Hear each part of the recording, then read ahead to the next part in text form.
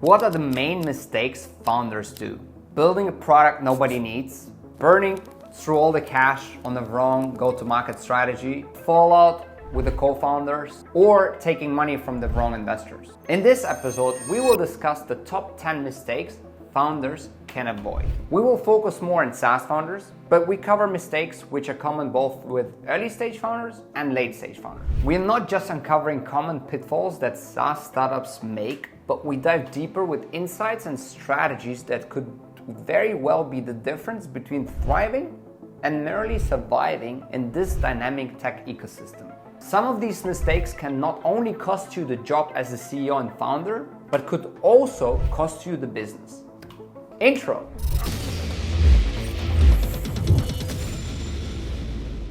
What's up everybody? Welcome to my channel. I'm Alexej and I help SaaS founders scale. Having met more than 500 founders during my time as a venture capitalist, having invested in businesses and sitting on boards of businesses, this topic of founder mistakes is quite a serious one. If you're new to this channel, welcome. Please hit that subscribe button and that bell icon. I drop an episode once a week with insights from companies we work with, venture-backed, private equity-owned, or bootstrap. SaaS businesses all around the world. We work with companies backed by YC, Sequoia, Carlyle, Lightspeed Ventures, Northzone, and many other top VCs and private equity funds. If you're excited to start, go ahead and press that like button for the YouTube algorithm. Now, on position number 1. Inadequate marketing and sales efforts. A critical oversight many SaaS startups face is the assumption that their product's inherent value will naturally attract customers and sell itself. This misconception can lead to a lack of proactive marketing and sales strategies, which are essential for introducing a product to the market and guiding potential customers through the decision-making process. Effective marketing tactics such as SEO to increase online visibility, content marketing to establish thought leadership, and targeted social media campaigns to engage with potential customers are crucial for building awareness. Additionally, a well-structured sales funnel is indispensable for nurturing leads towards making purchase by systematically emphasizing the product's value at each stage, from initial interest to the final decision. Now, to learn more about examples of different go-to-market strategies and examples in the tech world, check out my video below on what GTM is and 7 ways how to create one.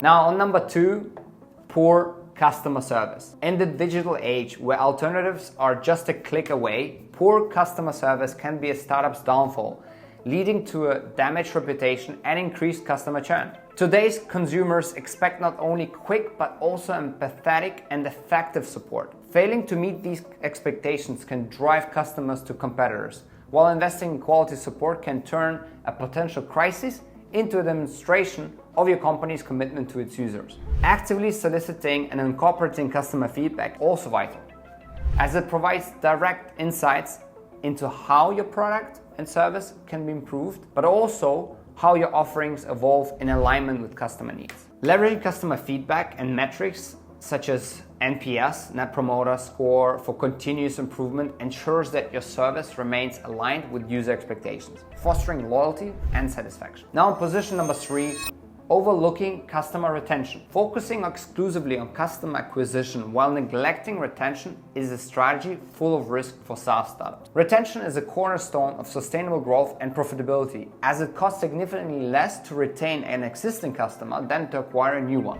Engaging customers through tactics such as a regular update, personalized content, responsive support not only reduces churn but also enhances the perceived value of your service. Demonstrating ongoing value and maintaining an open line of communication with your customers are key strategies for fostering loyalty and encouraging long-term relationships. An example in the real world is Adobe's transition to the Creative Cloud subscription model as an effective customer retention strategy actually.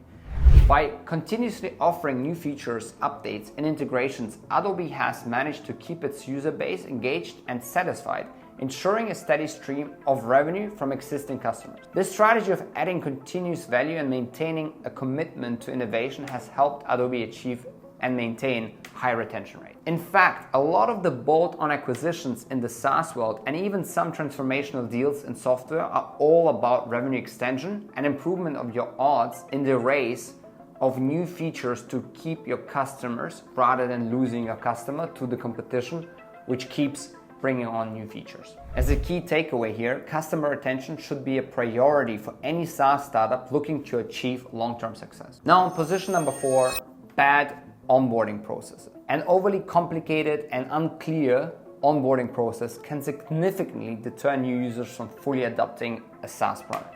The initial experience with your software sets a tone for the user's ongoing relationship with your product. Simplifying the onboarding process, therefore, is not just about reducing initial barriers to entry, it's about demonstrating the immediate value your product offers, ensuring users can quickly understand and utilize its key features. Effective onboarding should include intuitive tutorials, accessible support, and milestone-based engagement prompts that guide users to discover the product's benefits progressively. And that can also be done on YouTube. Now, Duolingo offers an exemplary onboarding experience that quickly engages users by allowing them to start learning a new language immediately. By minimizing initial setup and offering clear, concise instructions, Duolingo ensures users feel a sense of achievement early on. And that's crucial for long-term engagement and retention. On position number 5, we have ignoring industry regulations. Overlooking industry-specific regulations can lead to significant legal issues as well, and even financial penalty. For SaaS startups, compliance with regulations such as GDPR in Europe, it's not just about avoiding legal pitfalls, it's a critical aspect of building and maintaining trust with your users. Demonstrating a commitment to compliance shows that you value customer data and privacy, which can be a decisive factor for customers when choosing between competitors. Now, a real-world example here is a health tech SaaS company called Doctolib. They made a significant investment in compliance with healthcare regulations as a cornerstone of their platform.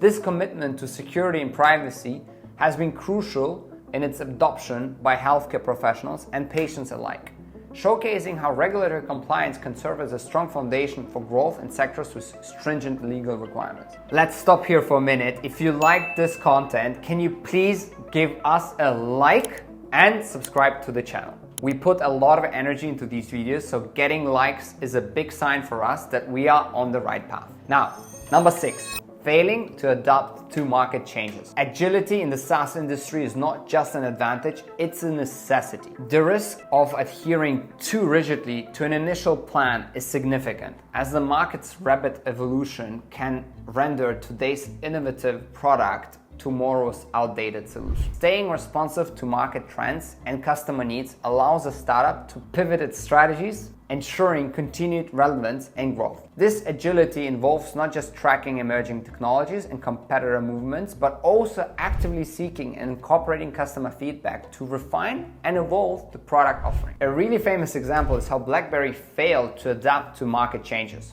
Once a leader in the smartphone industry, and I had a BlackBerry phone in my investment banking days, and everybody around me had that one as well, BlackBerry struggled to respond to the shift towards touchscreens and app-centric mobile experiences, losing significant market share to competitors like Apple and Android, who embraced these trends early on. So the key takeaway here is the importance of agility cannot be overstated.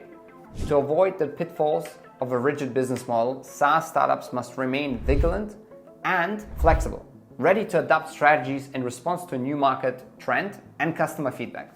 This responsiveness is key to sustain growth and avoid obsolescence. Now, if you learned something from that video, and if you're still watching this, and chances are you are, which is amazing, please smash that like button for the YouTube algorithm. It really helps us grow and do more content. Now, on position number 7, ignoring hidden costs.